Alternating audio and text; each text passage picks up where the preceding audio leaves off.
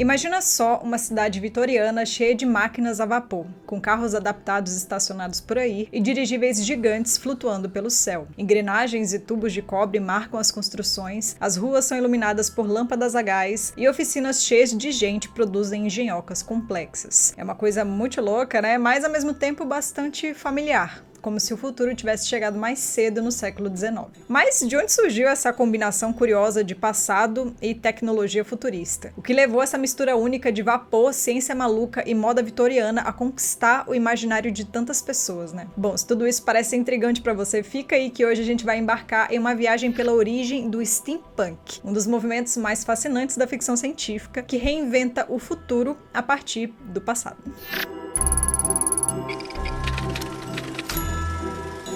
E aí, pessoal, tudo bem com vocês? Meu nome é Bela Eichler, esse é o Futurices e hoje, mais uma vez, é dia de falar de retrofuturices por aqui, né? Mais especialmente sobre a origem do steampunk, um dos meus subgêneros favoritos da sci-fi. Mas sabe o que é ainda mais legal do que um mundo cheio de máquinas elegantes e invenções excêntricas? Encontrar uma marca de roupas que faz a tecnologia trabalhar ao nosso favor, né? Que nem essas engenhocas fantásticas aí. E é claro que eu tô falando da Insider, né? A nossa grande parceira, que assim como o steampunk mistura o antigo com o novo, ao trazer o melhor da tecnologia moderna em camisetas que podem parecer comuns à primeira vista. Mas de comum, vocês sabem que as tech t-shirts da Insider não tem nada, né? Feitas com tecidos 2 vezes mais macios que o algodão, elas evaporam suor mais rápido, são antiodores e desamassam no corpo também. Fora que, enquanto uma camiseta comum pode desbotar e perder a forma depois de algumas lavagens, a tech t-shirt da Insider tá aqui pra durar, tá? Ela mantém a sua cor e formato impecáveis por muito mais tempo. Então você pode dar tchau aí pras camisetas que desmoronam na máquina de lavar, tá? E além disso, escolhendo a Insider, você está contribuindo para um planeta mais verde com produtos sustentáveis que ajudam a reduzir o impacto ambiental. Olha que legal. E se você estava esperando um momento bom para ter um pedacinho do futuro aí no seu guarda-roupa, a hora é essa, tá? Porque tá rolando agora dos dias 8 a 22 de setembro a Semana do Consumidor na Insider,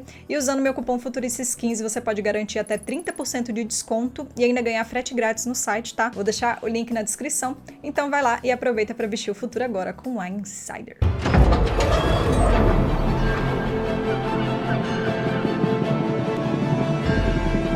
O que será que torna o steampunk tão fascinante, né? Seria o seu charme nostálgico e a sensação de explorar um futuro que nunca aconteceu, mas que ainda assim parece tão real? Ou talvez seja como o steampunk mistura um passado idealizado com a empolgação de invenções tecnológicas, criando um equilíbrio entre o antigo e o novo. Bom, pode ser que seja tudo isso junto e misturado, né? Mas antes de mais tudo é importante definir esse movimento, né? Afinal, o que diabos é steampunk?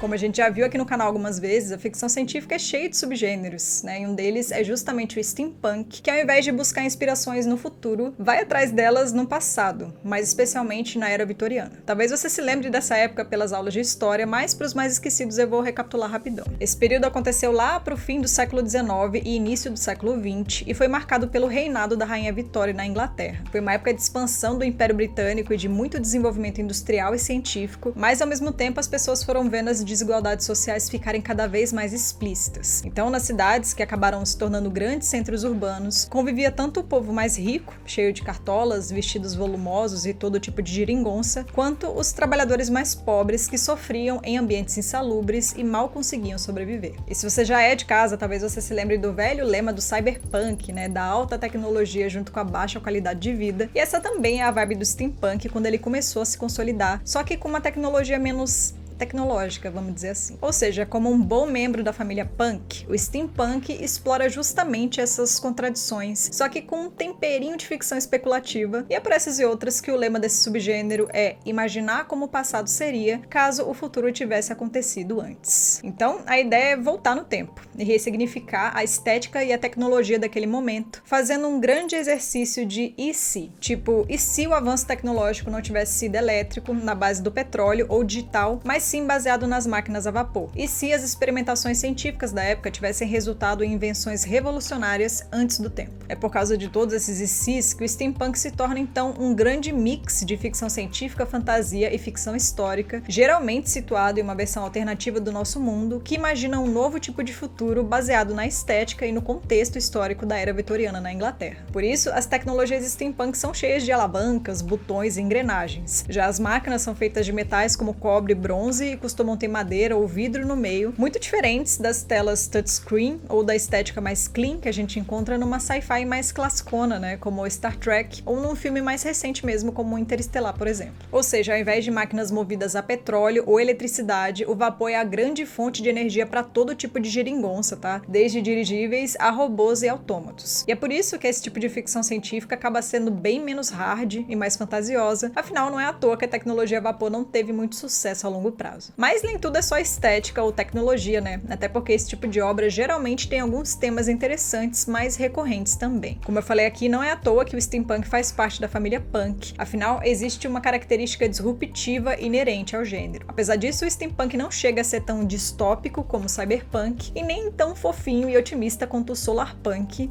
que de punk não tem nada, inclusive, né? Na verdade, o steampunk olha para o passado, para essa era mais opressora e de classes sociais mais rígidas, para reimaginar o que essa realidade poderia ter sido e assim criticar valores ultrapassados e especular sobre perspectivas mais inclusivas de futuro. Então são histórias geralmente mais focadas em tramas de aventura e que reforçam a força do indivíduo diante das mazelas da sociedade. Também é bem comum no steampunk narrativas mais obscuras, de thriller e mistérios. Apesar disso, elas quase sempre têm uma pegada mais descontraída, fantasiosa, até porque é bem divertido voltar para o passado e pensar em uma versão de futuro com uma estética tão nostálgica e um visual tão exagerado que beira o teatral, né? Outra coisa muito valorizada no steampunk são personagens cientistas, justamente porque no final do século XIX a ciência ainda era um negócio bem amplo. Não existia uma divisão rígida entre biologia, física e química, então todo cientista era meio que um pouquinho de tudo, e isso geralmente acaba sendo bem explorado no gênero. Em outros momentos, o protagonista pode ser também um detetive genial ou um trabalhador de fábrica que precisa encarar os desafios de uma cidade opressora, até porque muitas vezes a ideia acaba sendo pensar em histórias sobre o triunfo humano antes do seu tempo, justamente pela ideia de um futuro que vive no passado.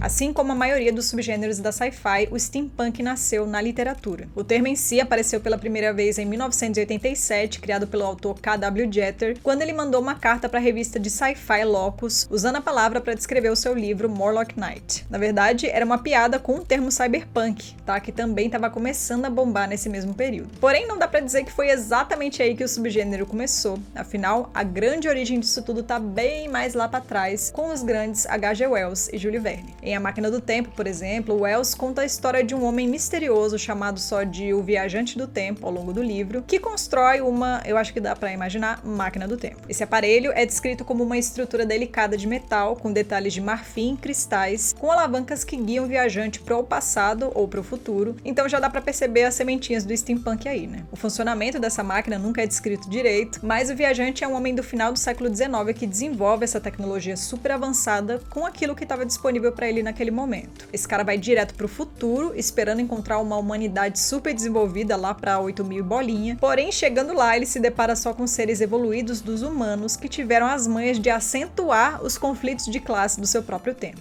E esse livro é tão steampunk, gente, que ele foi uma grande inspiração pro cara que inventou a palavra. Olha que doideira. Sim, o livro Morlock Knight foi escrito como um tipo de continuação de A Máquina do Tempo, em que uma das espécies de seres humanos futuristas que o viajante encontra na obra do Wells, os Morlock, voltam à Inglaterra vitoriana e instauram o caos. Além do Wells, outro autor que está muito conectado com o início do steampunk é, claro, o Super Júlio Verne, né? Principalmente em 20.000 Léguas Submarinas, onde ele imagina um submarino completamente autônomo que não depende em nada do meio terrestre. O Nautilus carrega pelos 7 mares uma tripulação comandada pelo Capitão Nemo, mas permanece oculto do resto da humanidade. Aliás, a tecnologia do Verne nesse livro é elétrica e não a vapor, tá? Mas também começa a criar esse imaginário de grandes invenções vitorianas perdidas através das décadas. Então, desde o início do século XIX, esse movimento tem se desenvolvido, especialmente à medida em que o gênero sci-fi ganhava mais estrutura. A partir daí, muitos autores buscaram referências nos trabalhos do Wells e do Verne, e a ideia de como aquelas tecnologias imaginadas poderiam ser adaptadas com uma nova abordagem ganhou força, tornando o steampunk um dos subgêneros mais reconhecíveis da ficção científica.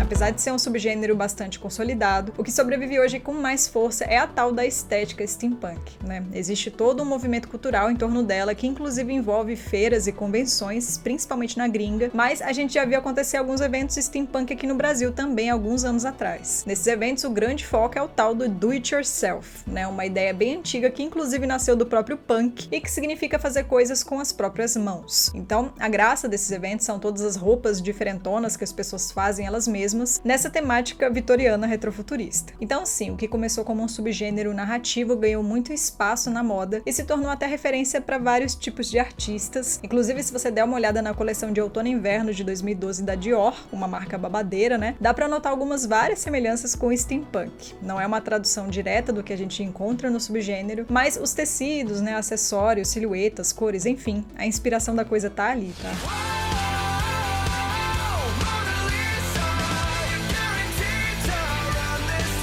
Na música, a gente também encontra alguns exemplos desse diálogo entre arte e ficção científica. Aliás, se você é um fã da cena emo, pop, punk do início dos anos 2010, talvez você se lembre da fase steampunk da banda Panic! At the Disco, né, que trouxe em clipes, por exemplo, referências bem diretas aos clássicos óculos steampunk, cartolas, muitas engrenagens e máquinas esquisitas no cenário, e toda essa vibe vitoriana casada com uma música moderna. Mas, como eu falei, não é só de estética que sobrevive o steampunk, né? Ainda tem vários livros disponíveis por aí, inclusive de um autor nacional. O Enéas Tavares já publicou algumas obras do gênero que passam em um Brasil retrofuturista, tá? E grande parte delas acabam formando todo um universo maior chamado Brasiliana Steampunk. É uma versão alternativa da nossa terra tupiniquim, em que rolou uma revolução robótica em 1772 e toda a tecnologia se desenvolveu bem antes do esperado. São vários livros, contos, quadrinhos e tem até uma série audiovisual disponível no Prime Video, tá? Que exploram diferentes personagens e narrativas totalmente steampunk e totalmente nacionais também. Se você quiser saber mais, eu vou deixar os links aí na descrição. Outro título que pode interessar caso você esteja buscando por mais obras contemporâneas do subgênero é o livro Estação Perdido do China Miéville. Ele foi publicado aqui no Brasil pela Boitempo e tem uma abordagem um pouco diferente do steampunk que a gente conhece. O cenário não é uma versão alternativa da história da humanidade, tá? Mas sim um outro planeta que mistura um pouco de fantasia, alienígenas e tecnologias a vapor. Aliás, isso é uma coisa que acaba sendo meio comum nas leituras mais contemporâneas do steampunk, né? Menos apego às minúcias e uma inspiração mais geral na estética e nos temas do subgênero. Nesse livro, por exemplo, o protagonista é um cientista, um traço bem raiz das narrativas mais clássicas, né? Que acaba assumindo uma missão de ajudar um ser meio humano e meio pássaro que perdeu as asas, né? Um verdadeiro mix de gêneros. Agora, passando pro cinema, a gente também vê referências de formas bem menos ortodoxas e quadradonas, afinal, muitos diretores se inspiram na estética steampunk para contar histórias no passado, no futuro ou em mundos muito distantes. Sherlock Holmes, de 2009, por exemplo, faz uma releitura do detetive mais famoso da cultura pop com ares steampunk, sem se comprometer 100% com o gênero. O filme retrata uma Londres vitoriana que checa todas as caixinhas que a gente já comentou por aqui, mas não se preocupa em retratar tecnologias surpreendentes que definiriam o steampunk puro. Ao invés disso, o filme combina elementos clássicos com uma abordagem moderna e dinâmica, criando um ambiente que evoca o espírito steampunk, mas sem mergulhar completamente na fantasia tecnológica. A mesma coisa acontece com o Castelo Animado do grande estúdio Ghibli, né, que constrói um mundo de fantasia com várias referências do subgênero. No filme a gente conhece a Sophie, né, que foi amaldiçoada e se transformou em uma senhora de 90 anos. Ela parte então numa grande aventura na busca da reversão do feitiço e acaba encontrando um castelo com vários detalhes retrofuturistas. É uma história super bonita sobre amadurecimento que se apoia numa estética bem steampunk e também em temáticas típicas do gênero, tá? Isso porque existe aqui uma crítica bastante forte aos conflitos gerados pela industrialização e a influência destrutiva da tecnologia sobre a natureza e a sociedade, refletindo as preocupações do steampunk com as consequências da revolução tecnológica. Além dessas obras, existem várias outras, né, que exploram o steampunk das mais variadas formas, e a gente já falou sobre algumas delas aqui, tá? Na verdade, existe toda uma playlist, né, de retrofuturices para você explorar, então vou deixar o link aí na descrição também.